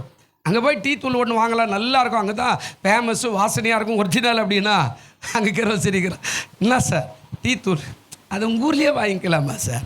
இல்லை இங்கே தான் ஒரிஜினல் அப்படி தான் சார் சொல்லுவாங்க. இங்கேருந்து யார் சார் உடனே கையில் கொடுக்க போகிறாங்க? அதுக்கு போய் மார்க்கெட்டில் தான் சார் வாங்கணும். மார்க்கெட்டில் போய் வாங்கினாலும் கலப்படம் இருக்குன்னு அவங்களே சொல்கிறாங்க. நல்லா கவனிங்க, தீமை செய்கிற உலகத்தில் மலிந்து போயிட்டான். எல்லாத்துலேயுமே என்னதுங்க? கலப்படும். பிள்ளைகள் சாகட்டும், ஒன்றும் கவலைப்படக்கூடாது அப்படின்ற நிலைமை ஆகிட்டான். அதான் சொல்கிறா, தீமையை விட்டு விலக வேண்டும். அடுத்த நாளாவது அவரை பின்பற்று. நீ ஒளியில் வாழணும் ஆசைப்பட்டேன்னா, அந்த ஒளி உன்னோடு இருக்குன்னா இயேசுவை பின்பற்று. அதை உலகத்தில் பார்த்து சொல்லுவாங்கள்ல, ஆடிக்கு ஒரு தரம் அமாவாசைக்கு ஒரு தரம் கோயிலுக்கு வந்துட்டு சோத்துரும் ஐயோ ஆண்டவரே அப்படின்னு இதெல்லாம் பண்ணாத. அவரை ஒவ்வொரு நாளும் பின்பற்று, ஜெபம் பண்ணு, வேதம் வாசி, ஆலயத்துக்கு வா, ஆண்டவருடைய பிரமாணங்களை கடைபிடி, அவரை பின்பற்றிக்கிட்டே இரு. 5வது காரியம் சொல்கிறார், அவரில் நிலைத்திரு. அல்லேலூயா. யாரில் இருக்கணுங்க? குடும்ப வாழ்க்கைனா உலகத்தில் சொல்லுவா இல்லை, 60ஆம் கல்யாணம், சதாபிஷேக கல்யாணம், இதெல்லாம் கேள்விப்பட்டுக்கிறீங்களா நீங்கள்? இதெல்லாம் என்ன? கல்யாணம் ஆகி 60 வருஷம் புருஷன் பொண்டாட்டி 1000 பிரச்சனை இருந்தால் கூட அந்யோன்யமாய் வாழ்ந்தவங்களுக்கு தான் என்ன கல்யாணம்? வீட்டுக்கார பற்றி ரொம்ப நல்ல சொல்லுவீங்களா? மனைவி பற்றி நல்ல காரியங்களாம் சொல்லுவீங்களாங்க? 60ஆம் கல்யாணத்துக்கு போகிறதுக்கான அளவுக்கு நல்லா வாழ்ந்து, சதாபிஷேகன்றது 80 வருஷம் அப்படின்னா அவங்க வாழ்க்கையில் முன்னேறி பேரப்பிள்ளைகளை, பல பேரப்பிள்ளைகளை பார்த்து நல்லா தீர்காயுசாய் வாழ்ந்தவனுக்கு தான் கல்யாணம் பண்ணுவான். நல்லா கவனித்து பாருங்கள். அப்போது அவர்களை நிலைத்திருக்கணும். புருஷனுக்குள்ளே இருக்கணும், மனைவிக்குள்ளே நிலைக்கணும். நீ நிலைக்கவே இல்லை அப்படின்னா உனக்கான கல்யாண கச்சேரிலாம் வேஸ்ட்டாக போயிடும்ல. கர்த்தருக்கு ஸ்தோத்திரம். அவரில் நிலைத்திருந்தானா உன் வாழ்க்கை ஒளியாக இருக்கும். அல்லேலூயா. இப்போ வேத வசனத்தை வேகமாக சொல்கிறேன். கர்த்தர் ஆசீர்வதிப்பார். 1வது காரியம் அது யோவான் 1ஆம் அதிகாரம் 5வது வசனம் வாசிங்க. என்ன சொல்கிறார் பாருங்க. அந்த ஒளி இருளில் பிரகாசிக்கிறது, இருளானது அதை என்ன செய்யவில்லை. அந்த ஒளி எங்கே பிரகாசிக்குதுங்க? இருளில். அழகா வந்தார், அப்படியே பிரகாசிக்கிறாரு. இருளானது அது என்ன செய்யலை. அப்போ நீ ஆண்டவருக்குள்ளே சரியாக இருந்தேன்னா உன் விளக்கை அவர் ஏற்றுருவார். அந்த விளக்கை ஏற்றும் போது இருளில் பிரகாசித்தேனா கூட உன்னுடைய இருள் வந்து இந்த ஒளியாக இருக்கிற உன்னை ஒரு நாள் ஒன்றும் செய்ய முடியாது. அப்போது அவர் சொல்கிறாரு, அந்த ஒளி இருளில் பிரகாசிக்கிறது. விளக்கினுடைய நிலைமை அந்த காலத்தில் எங்களுக்கு கூட ஞாபகம் இருக்குது. எங்களுடைய வயல் காடு வந்து கிட்டத்தட்ட 3 கிலோமீட்டர் தூரம். ஆமாம், அப்போ அது காடு. அந்த காட்டிலேருந்து வெளிச்சத்தை பார்க்கணுன்னா எங்கள் கிராமத்தினுடைய, அதாவது ஒரு வீட்டில் எங்கேயாவது ஒரு குண்டு பல்ப் எரியும், அங்கே தான் ஊருக்குதுன்னு தெரியுமே தவிர எங்கேயுமே தெரியும். 2 பிரதேசத்தில் தான் நடக்கணும். ஆமாம், அது கீழே என்ன இருக்குதெல்லாம் தெரியாது. அப்படியே காட்டு வழியாக போகணும். திரும்பி பார்த்தா அங்கே லைட் எரியுதுன்னா பரவாயில்லப்பா, அது தான் இருக்குது ஊர் அப்படின்னு சொல்லுவான். அந்த மாதிரி அப்போ அந்த காரியம் சொல்கிறாரு. எப்படி சொல்கிற? அந்த ஒளி இருளில் பிரகாசிக்கிறது, இருளானது அதை என்ன செய்யாதா. அப்போ நீ ஒளியாக இருந்தேன்னா, விளக்காக இருந்தேன்னா, வெளிச்சமாக இருந்தேன்னா, நீ இருளில் கூட பிரகாசிக்கும் போது இந்த இருள் உன்னை என்ன செய்யாதுங்க, பற்றி கொள்ளாது. அந்த இருள் வேறு ஒன்றும் இல்லை, பாவம், சாபம், தீமை, அக்கிரமம் உன்னை ஒரு நாளும் பற்றவே பற்றாது. அல்லேலூயா. மீன் சாப்பிட்றோமா இல்லைங்க? மீன் சாப்பிடாதுங்க. அண்ணன் தான் கை தூக்கும் பார்க்கல. என்ன கேட்பான், எந்த ஊர்லுங்க? ஐயோ திருவொற்றூரா? ஏகப்பட்ட மீனுங்க உங்கள் ஊரில் பா அப்படின்வா. நான் சாப்பிட்றது இல்லைண்ணா. என்னையா சொல்கிறேன் நீ அப்படின்வா. நான் இன்ன வரைக்கும் கூட இறாலாம் சாப்பிட மாட்டேன், எனக்கு பிடிக்காது. இறா எனக்கு பிடிக்காது, நான் இது வரைக்கும் சாப்பிட்டதே இல்லை. நண்டு பிடிக்காது. அவன் சொல்லுவான், ஏன்னா திருவொற்றூர்லேருந்து மீன் சாப்பிடலன்ற என்னையா ஆளு நீ? பழக்க தெரியாத ஆளுன்மா. மீன் சாப்பிடாதவன் பழக்க தெரியாத ஆள். நீ யோசிச்சு பாருங்க. கர்த்தருக்கு ஸ்தோத்திரம். நமக்கு அது ஒத்து வராது. அந்த இறாவை பார்த்தாவே எனக்கு வாந்தி வருது இப்போ கூட. ஏன்னா நீங்கள் எப்படி நல்லா சாப்பிட்றீங்க, நல்லவர்கள். அல்லேலூயா. அப்போ சொல்லுவான், திருவொற்றூர்னா மீன் தயா அப்படின்னா. இப்போ சொல்கிறாரு, மீன் கடலுக்குள் இருக்கிறது, ஆனால் கடலுக்குள் இருக்கிற மீனுக்குள்ள உப்பு இருக்குதா இல்லையா? இல்லை. இப்போ சமைச்சா என்ன பண்ணோம்? உப்பு போட்டால் தான் மீன் என்ன சாப்பிடுவோம், இல்லைன்னா அது என்ன, ஐயா உப்பே இல்லை தூக்கி விசிறடிச்சிடுவோம், அப்படி தானே? அப்போது அந்த இருளுக்குள்ளே நீ வாழ்ந்தேன்னா, ஒளி உண்மையில இருக்குதுன்னா, உன் விளக்கு எரிகிறதுனா, இருளானது உன்னை பற்றி கொள்ளாத. அல்லேலூயா. அதான் முதல் காரியம். அப்போது உன்னுடைய விளக்கை ஏற்ற நீ ஒப்பு கொடுத்தியான்னா அவர் ஏற்றும் போது அந்த இருள் உன்னை ஒன்றுமே செய்யாது. 2வது காரியம், இப்போ பாருங்கள் 1ஆம் அதிகாரம் 9வது வசனம் வாசிங்க. என்ன சொல்கிறார் பாருங்கள். உலகத்தில் வந்த எந்த மனுஷனையும் பிரகாசிக்கிற ஒளி அந்த மையான இதுக்கெல்லாம் வசனம் இருக்குது. ஏன்னா எனக்கு திருவிருந்து இல்லை, ரொம்ப நேரம் போய்ட்டு 1 மணி நேரம் ஆகிடும். இப்போ சொல்கிறேன், அவர் சொல்கிறாரு என்ன பண்ணுற, உலகத்தில் வந்த எந்த மனுஷனையும் பாவமானவன், அக்கிரமானவன், சாபமானவன், தீமையானவன், குடிகாரன், கொள்ளையடிக்கிறவன், கொலை செய்கிறவன் யாராக இருந்தாலும் ஆண்டவர் சொல்கிறார், வருத்தப்பட்டு பாரம் சுமக்கிறவளே நீங்கள் எல்லாரும் என்ன செய்யுங்க, என்னிடத்துல வாங்க, நான் உங்களுக்கு என்ன பண்ணுறேன். இப்போ இங்கே சொல்கிறாரு, உலகத்தில் வந்த எந்த மனுஷனையும் பிரகாசிக்கிற ஒளி, அந்த மெய்யான அந்த ஒளி எப்படிப்பட்டதாக இருக்குதா, உலகத்தில் இருந்து எங்கேருந்து வந்தாலும் எப்படிப்பட்ட இயேசுவே என்னை ஆசீர்வாதி அப்படின்னு சொல்லி ஆண்டவருக்கு ஒப்பு கொடுத்தியானா உன்னுடைய ஒளி பிரகாசமாய் மாற்ற ஆண்டவர் அல்லவராக இருக்கிறார். அல்லேலூயா சொல்லுங்க, அல்லேலூயா. நீங்கள் சில சாட்சிகளெல்லாம் நீங்கள் பார்க்கணும். கொள்ளைக்காரனெல்லாம் மைக் எடுத்துட்டு சும்மா வல்லமையாய் பிரசங்கிக்கிற ஆட்களாக நிறைய பேர் இருப்பான். கொலை செய்தவனெல்லாம் பிரகாசிப்பான். இன்னும் கூட உலகத்தில் நடக்கிறார். ஏன்னா ஆண்டவருக்குள்ள ஒப்பு கொடுத்தும் போது அவர் ஆண்டவர் மன்னித்து அவர்களை பயன்படுத்த ஆரம்பிக்கிறார். பயங்கரமாய் காரியங்கள் செய்கிறார். அதை சொல்கிற, உலகத்தில் வந்த எந்த மனுஷனையும் பிரகாசிக்கிற ஒளி அந்த மெய்யான ஒளி. அப்போ உன்னை ஆண்டவர் ஒப்பு கொடுக்கும்போது உன்னை பிரகாசிக்கமா செய்ய மாட்டாரா?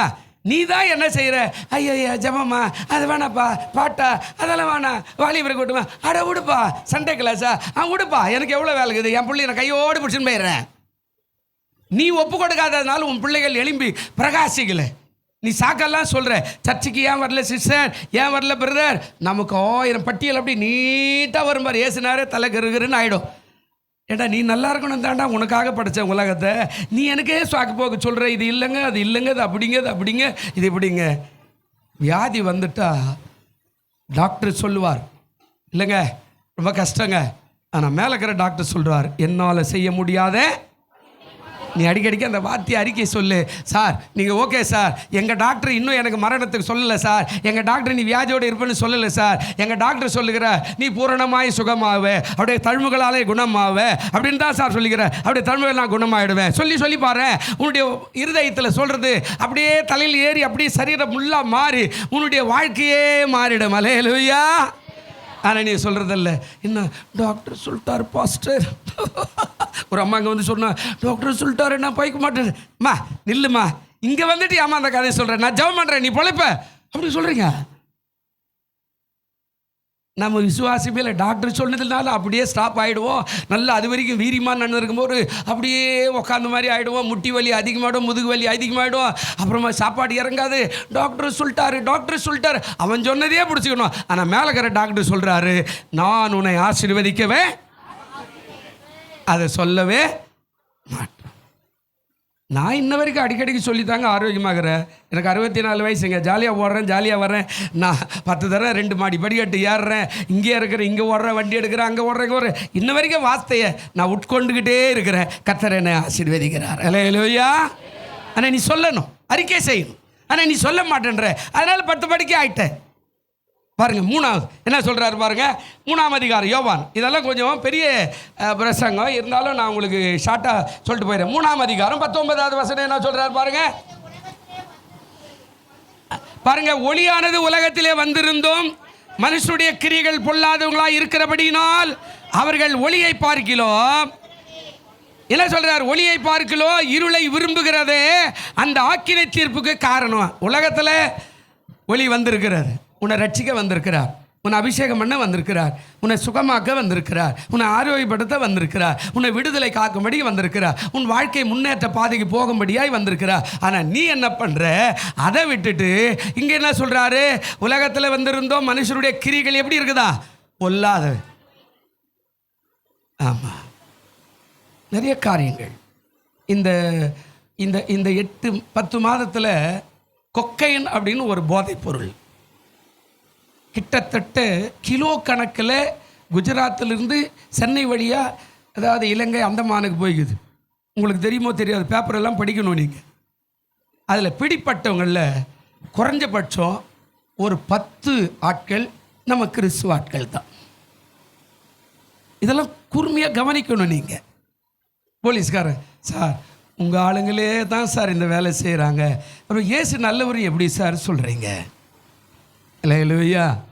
இப்போ சொல்கிறார், உலகத்தில் வந்திருந்தோம், ஒளியான உலகத்தில் ஏற்கனவே வந்துட்டார், பிரகாசமாக வந்துட்டார். ஆனால் அது ஏன் எரியல?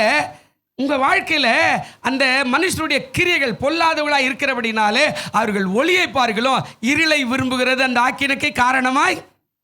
ஞாயிற்றுக்கிழமை சர்ச்சு அப்படி தானேங்க? பக்கத்தில் ஒரு சொல்லுங்கள், ஞாயிற்றுக்கிழமைனா எங்கே இருக்கணும்? காலையில் இல்லை பக்கத்தில் கை பிடிச்சி சொல்லுங்கள், இல்லை கொஞ்சம் பாருங்கள், கொஞ்சம் பாரு. ஞாயிற்றுக்கிழமை எங்கே இருக்கணும்? ரோட்டில் வரத நின்று இருப்பான், உள்ளே வரும்போது மச்சி எங்கடா போகிறேன்? சர்ச்சுக்கு போகிறேன். சரி வாத்தியார் படம் போட்டுக்கிறார், வாடா. சூப்பராடுறாங்க தெரியுமா? அந்த பொல்லாத கிரியைகள் ஒளியை பார்க்கல, இருளை விரும்புகிற. அப்படியா? சரி அடுத்த வாரம் சர்ச்சுக்கு போவோமே. எங்கே போகுது சர்ச்சு? பாஸ்டர் எங்கே போகிறாரு? அடவிட இருக்கட்டும், நாம் அங்கே போனால் அந்த பொல்லாத காரியத்தை செய்தனால ஒளியை பிரகாசமாய் அவர்கள் மாற்ற முடியவில்லை. அல்லேலூயா. அதாங்க சொல்கிறார், பொல்லாத கிரியை விட்டு மாறலையே, அப்போ ஒளி உன் மேலே எப்படி பிரகாசம் இருக்கும்? அது போய் வந்த உடனே வியாதி, அது போய் வந்த உடனே பிசாசு பிடி, அது போய் வந்த உடனே கஷ்டம், அது போய் வந்த பாடு, அது போய் வந்த உடனே துக்கம், அது போய் வந்த உடனே. இன்னைக்கு சர்ச்சுக்கு வர வேண்டிய ஆண்கள் எவ்வளோ பேருங்க? நான் காலையில் கூட ஒவ்வொருத்தர் பேரும் சொல்லி அழுதுட்டு வந்துக்கிறேன். இவ்வளோ பேர் இன்றைக்கி வர வேண்டிய ஆள், ஞானஸ்தானம் எடுத்து சபைக்கு வர வேண்டிய ஆள் இன்றைக்கி புரண்டு படுத்துட்டு உட்காந்துக்கிற இவ்வளோ ஆள் உள்ள வெளியில் தான் இருக்கிறாங்க. அல்லேலூயா. கதையெல்லாம் சொல்கிறா, இப்படி வரல, அதான் வரல, ஒருத்தர் ஏன் வரல, எங்கள் அக்கா பார்த்துக்கிறதுக்கே நான் வரல அப்படின்றார். எனக்கு மேலே எங்கேயுமா யோசி, அக்காவை போய் உரினா பார்த்துக்க போகிறாரு, ஏன்னா தூக்கி நேரம் கையில் பிடிச்சினுக்கு போகிறாரு, கோச்சிக்காதம்மா, அவங்க பொண்ணெல்லாம் அங்கே இருக்கிறாங்க. இது எதுக்கு சொல்கிறேன்னா, ஆண்டவர் சொல்கிறாரு, ஒளியானது உலகத்தில் வந்திருந்தும் மனுஷனுடைய கிரிகள் பொல்லாதவர்களாக இருக்கிறபடினால. அப்போ அதை விரும்புகிறாங்க, இதை விரும்பலை, அதனால் பிரகாசம் இல்லை, இருண்ட வாழ்க்கையாகவே இருக்கிறது. 4வது காரியம் போவோம், வேகமாக போவோம். 4வது காரியம் யோவான் 8ஆம் அதிகாரம் 12வது வசனம் வாசிங்க. 4ஆம் காரியம் என்ன சொல்கிறார்? யோவான் 8:12 வசனம். நோக்கி, நான் உலகத்துக்கு எப்படியா இருக்கிறேன்? ஒளியா இருக்கிறேன். என்னை பின்பற்றுகிறவன் இருளில் நடவாமல் ஜீவ ஒளியை அடைந்திருப்பான். மறுபடியும் அவர் சொல்கிறார், இயேசு ஜனங்களை நோக்கி, நான் உலகத்துக்கு யாராக இருக்கிறேன்? நான் உலகத்துக்கு யாரா? தம்பி கைப்பிடிச்சு சொல்ல, உலகத்துக்கு யாரா இருக்கிற? இயேசு உலகத்துக்கு யாரா இருக்கிறாரா? அல்லேலூயா. அவர் சொல்றாரு, நான் உலகத்துக்கு ஒளியா இருக்கிறேன். ஆனா என்ன சொல்றாரு? என்னை பின்பற்றுகிறவன் இருளிலே நடவாமல் ஜீவ ஒளி என்ன செய்வான்? என்னை பின்பற்றுகிறவன் யாரும் இல்லையே, என்னை பின்பற்ற ஆள் இல்லையே. நான் கூப்பிட்டாலும் ஓடி போயிடுறானே, நான் எவ்வளோ சொன்னாலும் வரமாட்டேன்றானே. பாப்பா சர்ச்சை ஆண்டவர் ஆசீர்வதிப்பார், பல்லோக ராஜ்யத்துக்கு போனால் அடா விடுப்பா, அதெல்லாம் வயசான காலத்தில் பார்த்துக்குவோம். சரி வயசானவங்களை சொல்கிறேன், வயசான காலத்தில் பார்த்துக்குவோம். ஆனால் வயசானவங்களை கூப்பிட்டா, எங்கே பாஸ்டர், ஆமாம் எனக்கு முட்டி வலிக்குது, முதுகு வலிக்குது, என்னால் நடக்க முடியல, என்னால் போக முடியல, என்னால் வர முடியல, எனக்கு இந்த காரி, எனக்கு அந்த காரி, எனக்கு அப்படிப்பட்ட காரி, எனக்கு. இப்போ வயசானவங்களும் அந்த கதை தான் சொல்கிறேன். வாலிபரை கூட, வாமா தம்பி, வாமா தங்கச்சி அப்படின்னு கூப்பிட்டா இவர் சொல்கிறேன், இல்லை பாஸ்டர் எனக்கு அங்கே வேலை, அங்கே வேலை, அங்கே வேலை அப்படின்னா. இப்போ என்ன பண்ணுவார் ஆண்டவர்? அது அப்படியே எரிஞ்சிக்கிட்டு மட்டும்தான் இருக்குது, தவிர ஆசீர்வாதம் இல்லை. அல்லேலூயா. பக்கத்தில் ஒரு தம்பி தங்கச்சி கைப்பிடி சொல்லுங்க, ஆண்டவர் உங்களை ஆசீர்வதிக்க ஏற்கனவே ரெடியாக இருக்கிறாரு. நீ தீமையை பின்பற்றாத, இயேசுவை பின்பற்று, எரிந்து பிரகாசிக்கிற விளக்காயிருப்பா. அல்லேலூயா. கை தட்டுமா? 5 கொஞ்சம் முன்னாடி 5 பாருங்க, யோவான் 9ஆம் அதிகாரம். இப்போ பாருங்க, யோவான் 9ஆம் அதிகாரம் 5வது வசனம் இருக்குதா பாருங்க, வாசிங்க. என்ன சொல்றாருங்க? நான் உலகத்தில் இருக்கையில், உலகத்துக்கு நான் எப்படியா இருக்கிறேன்? இங்கேயும் சொல்றாரு, நான் உலகத்தில் இருக்கையில். இப்போ முடிய போகுது. அதாவது நான் எல்லாருக்கும் ஒளியா இருக்கிறேன். அதாவது நான் உலகத்தில் இருக்கையில் உலகத்துக்கு நான் எப்படியா இருக்கிறேன்? அப்போ நான் உலகத்தில் இருக்கிறேன்னா உலகம் முழுசுவதும் பிரசன்னமாய் பாவம் இல்லாத தேசமாய் இருக்க நான் விரும்புகிறேன். ஆனால் நம்ம அதை விரும்புறதில்லை. அவர் சொல்கிறார், நான் உலகத்தில் இருக்கையில். இதை கொஞ்சம் தெரிஞ்சுக்கணுன்னா 4வது வசனம் வாசிங்க. என்ன சொல்கிறாரு பாருங்க. பகற்காலம் இருக்க மட்டும் நான் என்னை அனுப்பினுடைய கிரியைகளை செய்ய வேண்டும், ஒருவரும் கிரியை செய்யக்கூடாத ராக்காலம் என்ன செய்யுது? எந்த ராக்காலம்? பகல் காலன்றது நமக்கு கொடுக்கப்பட்ட வாழ்க்கை. அல்லேலூயா. பகல் காலன்றது என்னங்க? நம்ம கொடுக்கப்பட்ட வாழ்க்கை. அதில் 3 பிரிவாக பிரிச்சுக்கலாம். மனுஷனுடைய வாழ்க்கையில் 3 பிரிவு அவசியம். எல்லாது ஆண்களோ பெண்களோ 2 பேருக்கும் ஒரே காரியம்தான். மோசையினுடைய வாழ்க்கையில் 3 பிரிவு. 1 அரண்மனை வாழ்க்கை, 2வது வனாந்தர வாழ்க்கை, 3வது ஊழிய வாழ்க்கை. அல்லேலூயா. இப்போ நம்ம வாழ்க்கையில் என்ன, அதாவது 1ஆவதுலேருந்து ஒரு 20-25 வயசு வரைக்கும் நாம் யாராக இருக்கிறோம்? வாலிபர். அப்பா வீட்டில் அம்மா வீட்டில் ஜாலியாக இருக்கிறோம், நல்லா சாப்பிட்றோம். அந்த குழம்பு செய்ய தெரியாது, சோறாக்க தெரியாது, சாப்பிட தெரியும், படுக்க தெரியும், சம்பாதிக்க தெரியாது. அப்பா கிட்ட வாங்கிக்குவோம், பணம் அம்மா கிட்ட வாங்கிக்குவோம். இது ஒரு வாழ்க்கை. இப்போ அதுக்கப்புறம் கல்யாணம் ஆனாக்கா ஒரு 25 வருஷம் என்ன வாழ்க்கை? குடும்ப வாழ்க்கை. இப்போ மனைவிக்கு பதில் சொல்லணும், புருஷனுக்கு பதில் சொல்லணும், பிள்ளைகளுக்கு பதில் சொல்லணும், பிள்ளைகளை வளர்க்கணும். இது சிரமமான ஒரு வாழ்க்கை. 3ஆவது வாழ்க்கை என்ன? அடுத்த ஒரு 25 வருஷம் இருந்தால் அடுத்த ஒரு 25 வருஷம் என்னதுங்க? வயசான வாழ்க்கை. இப்போ நாம் யாருக்காக வாழ்கிறோம்? பேர பிள்ளைகளுக்காக, குடும்பத்துக்காக, மகனுக்காக, மகளுக்காக எல்லாம். அதுக்கப்புறம் ஒரு வேளை 25 வயசு மோசை மாதிரி 120 வருஷம் நாம் உயிரோடு இருக்கிறோன்னா மேலே இருக்கிறவரே கூட்டினுருப்போம். ஆண்டவரே சீக்கிரம் வாரம் என்ன எடுத்துன்னு போடு, சீக்கிரம் வாரம் என்ன எடுத்துருவோம், என்ன ஆண்டவர் எடுத்துக்க மாட்டேன்றாரு, என்ன ஆண்டவர் எடுத்துக்க மாட்டேன்றாரு. எங்கே எடுத்துக்குவார்? நீ பண்ண அநியாயத்துக்கு. அல்லேலூயா. நீ பண்ண அநியாயத்துக்கு உடனே தூக்கின்னு போட்டாருன்னா அதுக்கப்புறம் அவருக்கு என்ன அங்கே அர்த்தங்குது? நீங்கள் என்னெல்லாம் பண்ண இந்த 25 வருஷத்தில், 50 வருஷத்தில் என்னெல்லாம் பண்ண, 75 வருஷத்தில் என்னெல்லாம் பண்ண? அம்மா ஏசுனார். நல்ல ஒரு அம்மா போது, ஒரு அம்மா ட்ராக்ஸை கொடுத்துன்னு போது இங்கே தான் நானும் நின்று தாங்கிறேன். அம்மா ஏசுனார் ஏற்றுக்கிட்டா ஏன்னா சோறு போட்டுருவாரா? அந்த அம்மாவுக்கு 80 வயசு. ஏசுனார் ஏற்றுக்கிட்டா சோறு போட்டுருவாரு, பாகடியே அப்படின்னு தூக்கி விசிறு போட்டு நானும் வயசாகி போச்சு தன்மையா. அப்படி அம்மா அந்த ஆண்டவர் அது என்ன ஆசீர்வதிக்கிட்டோமே அப்படின்னு சொல்லலை. அது தூக்கி போட்டு ஏசுனார் ஏற்றுட்டா சோறா கிடைக்கும் அப்படின்னா இது எப்படி? இன்னும் மனுஷன் பொல்லாதவனாக தான் இருக்கிறான். அல்லேலூயா. நம் மாற்றப்படுவதற்கு தான் நம்முடைய வாழ்க்கையினுடைய ஆசீர்வாதத்தை ஆண்டவர் சொல்கிறார். ஒளியா எதுக்காக வந்தேன்? அவர் சொல்கிறார், பகற்காலம் இருக்க மட்டும் நான் உங்களை என்னை அனுப்பினுடைய கிரியைகளை நான் என்ன செய்யணும்? பகற்காலன்றது ஒன்று கொடுக்கப்பட்டு 60 வயசோ 80 வயசோ 90 வயசோ. அல்லேலூயா. இந்த பகற்காலம் அவ்வளோதான். அது வரைக்கும் தான் கிரியை செய்ய முடியும். அதில் 3 வாழ்க்கை சொல்லிட்டேன். முதல் வாழ்க்கை எல்லாத்தையும் மீறி செய்கிற வாழ்க்கை. ஆமாம், மீறி செய்கிறனா என்னங்க? கல்லை சாப்பிட்டா கூட என்ன செய்யும்? கரையுமா? ஆமாம். பாம்பை மிதிக்கிற வயசு முடியுமா? 25 வயசில் பாம்பை மிதிப்பியா? கற்பாம்பூச்சி வந்தால் கூட எகிரி குச்சி அந்தாண்ட போயிடுவோம், பாத்ரூமே திறக்க மாட்டோம். அப்படி தானே? அப்புறமா எப்படி பாம்பை மிதிக்கிற வயசு வரும்? எப்படி வரும்? அப்போது அந்த ஒரு வாழ்க்கை. அதுக்கப்புறம் ஒரு குடும்பம். நிதானமா ஐயா மனைவி திட்டுவா. நீங்கள்லாம் நல்ல சகோதரிகள், புருஷனை திட்ட மாட்டீங்கன்னு நினைக்கிறேன். அப்படி தானே? சாட்சி சொல்கிறாரு. அந்த அம்மா வீட்டில் போய் சண்டை போடணும்னு நினைக்கிறேன். சாட்சி சொல்கிறார். நல்லா நீங்கள் மனைவி திட்டுவாங்க, புருஷன் திட்டுவாங்க, அப்படிங்க இப்படிங்கன்ற அது ஒரு வாழ்க்கை. அதுக்கப்புறம் இவங்க 2 பேருமே சேர்ந்து இல்லைங்க ஐயா புள்ள திட்டுவான், மருமக திட்டுவான், சோறு போட மாட்டாங்க. இது அடுத்த வாழ்க்கை. அப்படி தானே? இதெல்லாம் ஆண்டவர் நமக்கு எல்லாருக்கும் வச்சுக்கிறார். அதனால தான் சொல்கிறார், பகற்காலம் இருக்குமிட்டு நான் என்னை அனுப்பினுடைய கிரியைகளை செய்ய வேண்டும். ஒருவனும் கிரியை செய்யக்கூடாத ராக்காலம் என்ன செய்யுது? வருகிறது. ராக்காலம் என்பது வயதான காலத்தில் வாழ்க்கை முடிந்து போகிற காலம். ஆனால் ஆண்டவர் சொல்கிறார், நான் உலகத்தில் இருக்கல, உலகத்துக்கு எப்படியா இருக்கிறேன்? இப்போ நீ உலகத்தில் நல்ல வயசில் வேலை செய்யி, நல்லா சாப்பிடு, நல்ல குடும்பத்தை அமைச்சுக்க, பிள்ளைகளுக்கு எதிர்காலத்துக்கு சேர்த்து வை, ஆண்டவரை ஆராதனை செய், ஆண்டவருக்கு கொடு, ஆண்டவருடைய பிரமாணங்களை கடைபிடி. இந்த ஆன்மீக வாழ்க்கைக்கும் நீ ஒத்தாசையாரு, நீ எரிந்து பிரகாசிக்கிற விளக்காய் மாறுவேன். உலகத்துக்கே வாழ்ந்து போயிட்டேன்னா அப்புறம் ஆன்மீகமாக வளரலைன்னா உன் மேலே பரலோகத்தில் கூட உன்னை ஆண்டவர் நரகத்துக்கு தான் அனுப்பிச்சிடுவார்.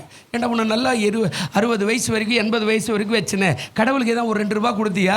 ஏதாவது கடவுளை பற்றி ஆண்டவர் பற்றி 4 பேருக்கு சொன்னியா? சரி 52 வாரம் வருஷத்தில் வந்தியே, ஏதாவது ஒரு 50 வாரமாக சர்ச்சுக்கு போனியா? சர்ச்சில் ஆராதனை பண்ணியா? பாட்டு தெரியுமா?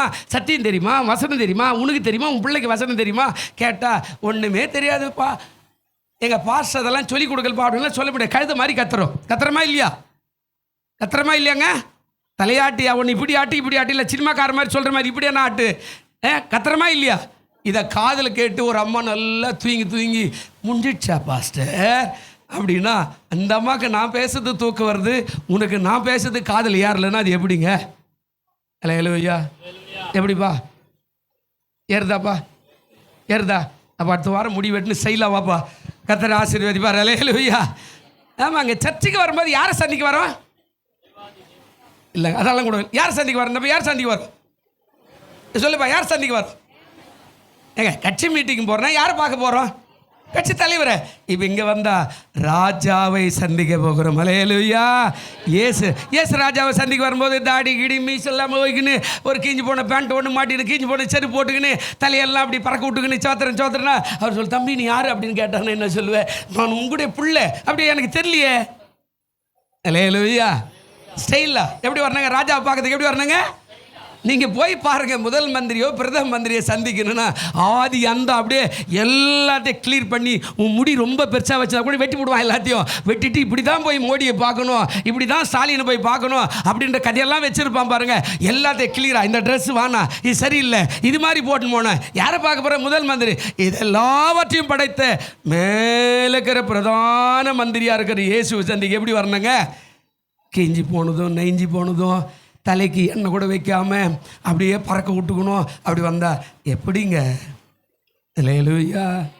பஸ்ஸில் போகும்போது ஒரு குழந்தைய வச்சுக்க அப்படின்னா மேலே எங்கேயும் பார்ப்போம், அழகாக கொழுன்னு இருக்குது. அந்த குழந்தைக்கு நல்ல ட்ரெஸ்ஸை போட்டுக்கிறாங்க, நல்ல அழகாக பின்னி வச்சுக்கிறாங்கன்னா நான் ஒன்றா வச்சுக்கிறேங்க, நீ அங்கேயும் இல்லைங்க, பஸ் விட்டு இறங்குற வரைக்கும் நான் வச்சுக்கிறேன்னு. அதே குழந்தை கொஞ்சம் மூக்கு சளி வந்து நாத்தடிக்கிறேன்னா எப்போ வச்சுக்கணும், நீங்கள் ஒன்றா உக்காந்துங்க, நான் எழுந்துக்கிறேன். சொல்கிறமா இல்லையாங்க? கட்டாயம் சொல்கிறமா இல்லையா?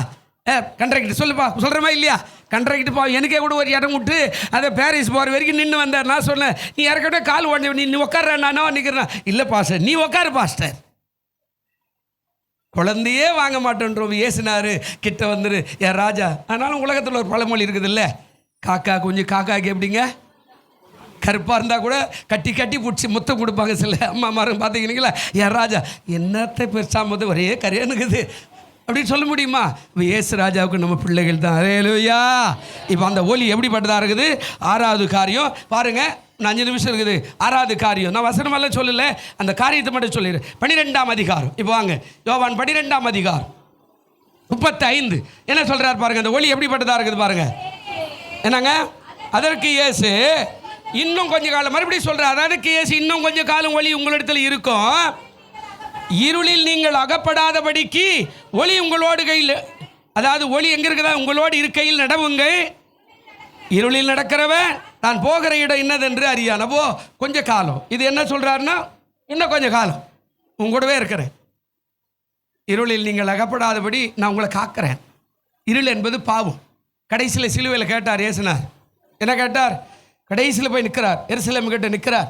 எருசலேம் பார்த்து சொல்கிறார், எருசலேமே எருசலேமே, கோழி தன் குஞ்சுகளை காக்க வண்ணமா நான் உன்னை எத்தினோ தரம் காத்தேன், ஆனால் நீயோ என்னை இடம் கொடுக்காம விட்டுட்டு இன்னைக்கு அப்படியே சுற்றி உன்னை மதில் போட்டு சூழ்ந்திருக்கிற காரியத்தை பார்க்கிறேன் என்று கண்ணீர் விட்டு அழுது கடந்து போயிட்டார். அவர் போன பிறகு தான் எருசலேம் அழிந்தது.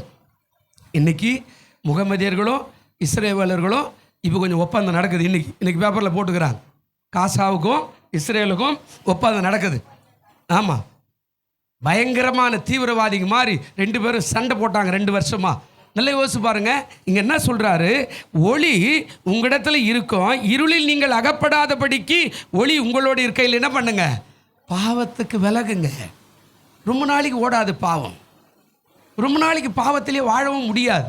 பாவத்துக்கான தண்டனை வெளி வந்துடும். பாவத்துக்கான தண்டனை என்ன செய்யுங்க? வெளி வந்துடும். யாருக்குமே தெரியாது. நல்லா அப்படியே எல்லா பாவத்தையும் அனுபவிச்சிருப்போம். எப்போ எப்படி நடக்குதுன்னு யாருக்கும். ஒரு நாள் காலையில் திடீர்னு வந்தேன்னா டாக்டருக்கு போனோன்னே ஐயா வயிற்று வலிக்குது அப்படின்னா அவன் எடுத்து பார்த்தேன்னா, சாரிங்க கேன்சர் பரவிடுச்சுங்க, இப்போ 3வது ஸ்டேஜுங்க, 4வது ஸ்டேஜுக்குன்னா ஒன்றுமே பண்ண முடியாது நம்மளால். ஏன்னா அது உள்ளே எப்படி என்ன சாப்பிட்டார் யாருக்கு தெரியாது, இல்லை என்ன பண்ணார் யாருக்கு தெரியாது. ஆண்டவர் சொல்லி சொல்லி பார்த்துருப்பார். இன்னும் கூட சொல்கிறார், ஒளி உங்களோடு இருக்கையில் ஆமாம் நடவுங்கள், இருளில் நடக்க வேண்டாம், தான் போகிற இடம் என்னதென்று அறியா. அந்த இருளில் போய் சிக்கிட்டேன்னா வெளிவர தெரியாது. இன்றைக்கி நிறைய பிள்ளைகள் தீவிரவாதத்தில் போய் சேர்ந்து வெளிவர தெரியாமல் தவிக்கிறான், செத்து போகிறான். ஆன்லைனில் மாட்டிக்கிட்டு அநேக பிள்ளைகள் செத்து போகிறான், வெளிவர தெரியல, பணத்தை இழந்துட்டு செத்து போகிறான். வெக்கப்பட்டு அவமானப்பட்டு நம்மளை தேசத்தில் தூஷிப்பாங்களே, நம்மளை குற்றவாளின்னு சொல்லுவானே, செத்து போகிற ஆண்களும் பெண்களையும் பார்க்குறோம் ஆன்லைனில். ஆண்டவர் சொல்கிறார், ஒளி உங்களோடு இருக்கையில் கொஞ்சம் நடவுங்க, இருளில் நடக்கிறவன் தான் போகிற இடம் என்னதென்று. அப்போது அந்த ஒளியில் பிரகாசமாய் வாழ்வதற்கு கர்த்தர் உங்களுக்கு உதவி செய்வார். இன்னொரு வசனம் கூட பாருங்கள், அதில் யோவான் 12ஆம் அதிகாரம் 36வது வசனம் கொஞ்சம் வாசிங்க. ஒளி உங்களோடு இருக்கையில் நீங்கள் ஒளியின் பிள்ளைகளாகும்படிக்கு ஒளியிடத்தில் விசுவாசமாயிருங்கள் என்றார். இவைகளை சொல்லி அவர் அவர்களை விட்டு போயிட்டார். இப்போ அந்த ஒளி உங்களோட இருக்கலாம். நீங்கள் எப்படி இருக்கணும்? விசுவாசமாய். நீங்கள் எப்படி இருக்கணுங்க? என்னை ஆண்டவர் ஆசீர்வதிப்பார், என்னை ஆண்டவர் உயர்த்துவார், என்னை கனப்படுத்துவார், என்னை பரிசுத்தப்படுத்துவார், என்னை பாதுகாத்து கொள்வார், எனக்கு பராமரிப்பு கொடுப்பார், என் குடும்பத்தை உயர்த்துவார், என் குடும்பத்து பிள்ளைகளுக்கு நன்மை செய்வார், என் குடும்பத்து பிள்ளைகள் திருமணம் நடக்கும், என் பிள்ளைகளுக்கு பிள்ளை பிறக்கும், என் குடும்பம் ஆசீர்வாதமாக இருக்கும். அதனால தான் சொல்கிறார், ஒளி உங்களோட இருக்கையில் நீங்கள் ஒளியின் பிள்ளைகளாகும்படி ஒளியிடத்தில் விசுவாசமாய். ஆண்டவர் இடத்துல விசுவாசம். நம்பிக்கையே வரல, நமக்கு நம்பிக்கையே வரல. ஞாயிற்றுக்கிழமைனா நான் உங்களை அடிக்கடி சொல்லுவேன், என்ன வேலையாக இருந்தாலும் ஏசுனார் நம்பு, ஆண்டோடைய ஆலயத்துக்கு வந்து பார், கர்த்தர் உன்னை ஆசீர்வதிப்பார், உன் பிள்ளைகளை ஆசீர்வதிப்பார். ஆனால் நீ வரமாட்டேன், எனக்கு வேலைக்குது அப்படின்னா ஆண்டவர் கூட விட்டுருவார். ஏன் தெரியுமா? உனக்காக நான் சிலுவை சுமந்தேன், நீ எனக்காக ஒரு 2 மணி நேரம் தியாகம் பண்ண மாட்டேன்னா அவர் உன்னை நான் ஏன்டா ஆசீர்வதிக்கிறது, உலகம் சொல்கிற மாதிரியே விட்டுருவார். ஏன்னா அவ்வளோ வலி உனக்காக எனக்காக. யோசிச்சு பாருங்க, டாக்டர்கிட்ட அப்பாயின்மெண்ட் வாங்க போகிறோம், அவனுக்கு 500 ரூபாய் காணி கொடுக்க போகிறோம். அவன் அப்பாயின்மெண்ட் தாண்டி போனோம்னா அவன் நம்மளை 2 மணி நேரம் உட்கார வச்சுட்டு அதுக்கப்புறம் 5 பேஷண்ட் போன பிறகு தான் நம்மளை கூப்பிடுவான். ஏங்க நீ நடுவில் வந்தால் விட முடியாதுங்க, நீ காசு கொடுத்தா கூட சொல்லிடுறனா இல்லையா? அப்போ இலவசமாய் பெற்றீர்கள், இலவசமாய் கொடுங்கன்னு ஏசு சொன்னா, நீ அந்த நாளில் வரமாட்டேன்ற, சர்ச்சுக்கு வரமாட்டேன்ற, பைபிளை வாசிக்க மாட்டேன்ற, அதாவது ஜெபிக்க மாட்டேன்ற, ஆராதனைக்கு மாட்டேன்ற, எதுவுமே செய்ய மாட்டேன் அப்படின்னா எப்படிங்க? கடைசியாக ஒரு வசனம், அதே 12ஆம் அதிகாரம் 46வது வசனம் கொஞ்சம் வாசி பாருங்க. என்ன சொல்றாரு பாருங்க, என்னிடத்துல விசுவாசமாய் இருக்கிறவன் எவனோ இருளில் இராதபடிக்கு நான் உலகத்துக்கு ஒளியாக. அதாவது இதுக்கு அர்த்தம் மேலே கீழே இருக்குதுங்க. 44வது வசனம் சொல்றார், அப்போது இயேசு சத்தமிட்டு, என்னிடத்துல விசுவாசமாய் இருக்கிறவன் என்னிடத்துல அல்ல, என்னை அனுப்பினிடத்துல என்னவா இருக்கிறா? கீழே சொல்றாரு, என்னிடத்துல அனுப்பினவனிடத்தில் விசுவாசமாக இருக்கிறார். அடுத்தது 45 என்ன சொல்றார்? என்னை காண்கிறவன் என்னை அனுப்பினவரை காண்கிறார். என்னை காண்கிறவன் என்னை அனுப்பின பிதாவை காண்கிறார். கீழே வரும்போது 46 சொல்றார், என்னிடத்துல விசுவாசமாக இருக்கிறவன் என்னோ இருளில் இராதபடி நான் உலகத்துக்கு. எப்படி வந்தாரா? அது சொல்றார் 47, ஒருவன் என் வார்த்தைகளை கேட்டும் விசுவாசியாமல் போனால் அவனை நான் நியாயம் தீர்ப்பதில்லை, நான் உலகத்தை நியாயம் தீர்க்க வராமல் உலகத்தை என்ன செய்ய வந்த? வசனமே அவனை நியாயம் தீர்த்துரும். எப்படி? பைபிளில் சொன்னார், கத்தி எடுத்தவன் கத்தினால ஒரு ரவுடி இன்னொருத்தனை வெட்டினா இன்னொரு ரவுடி இவனை வெட்டி போட்டுருவான். நீங்கள் உலகத்தில் இன்றைக்கும் கூட பாருங்கள், இவன் ஒருத்தனை கொலை செஞ்சிருந்தான்னா இவனை இன்னொருவன் கொலை செய்வதற்கான ஆள் வருவான். எதை விதைக்கிறாயோ அதையே, அதான் வசனமே அவனை நியாயம் திரும்ப தவிர நான் ஒன்றும் அதுக்கு நான் ரட்சிக்க வந்து. இப்போ ஆண்டவர் ரட்சிக்க தான் வரார். உங்கள் வீட்டில் இருக்கிற பிள்ளைகளை, புருஷனை இன்றைக்கி போய் நீங்கள் சொல்லுங்கள், நம்ம ஆண்டவரை தேடுவோம், புது வருஷத்துலேயே ஆகலும் உண்மை உத்தமாக வாங்க, ஆண்டவர் நமக்கு பாதுகாப்பு அரணாக இருப்பார் சொல்லுங்கள், கூட்டுவாங்க, கர்த்தர் உங்களை ஆசீர்வதிப்பார். சும்மா அவங்க சொல்கிற மாதிரி எனக்கு நேரம் இல்லை நேரம் இல்லை நேரம் இல்லை நேரம் இல்லை, ரொம்ப நாளைக்கு சாக்கு போக்கு ஓடாது. அந்த பாவம் வெளிப்படும் போது அது வியாதியோ விற்கணுமோ பொல்லாப்பு போராட்டமோ மரணமோ நரகமோ எதையாகிலும் ஒன்று பிறப்பிச்சுக்கும் போது அன்றைக்கி நீ ஓடி ஓடி அழுதாலும் அது யாருமே தீர்க்க வாய்ப்பில்லாமல் போய்விடும். அதனால தான் சொன்னார் ஒளி. அந்த 46 என்னிடத்தில் விசுவாசமாக இருக்கிறவன் எவனும் இருளில் இராதபடி நான் உலகத்தில் எப்படி இருக்கிறேன்? ஒளியா, நான் பாதுகாப்பாக இருக்கிறேன். ஆனால் இன்னும் நீ விலகி ஓடணும்னா உன்னை விடுற வேண்டிய காலம்னா விட்டுருவோம், அவ்வளோதான். அதுக்கப்புறம் உனக்கு எல்லாமே தீங்கான காரியமாய் மாறிடும். பிரியமானவர்களே, கர்த்தர் உங்களை ஆசீர்வதிப்பார். அந்த 2 சாமுவேல் 22:29 என்ன சொன்னாருங்க? கர்த்தராகிய தேவரீர் என் விளக்காய் இருக்கிறீர், கர்த்தர் என் வெளிச்சத்தை என்ன வாக்கு பண்ணுறாரா? அர்ப்பணிங்க, ஒப்பு கொடுங்க. நான் 4-5 காரியம் சொன்னல, இயேசுவிடம் வர வேண்டும், அவரை நம்ப வேண்டும், தீமை விட்டு விலக வேண்டும், அவரை பின்பற்ற வேண்டும், அவரில் நிலைத்திருக்க வேண்டும். நிலைத்திருங்க.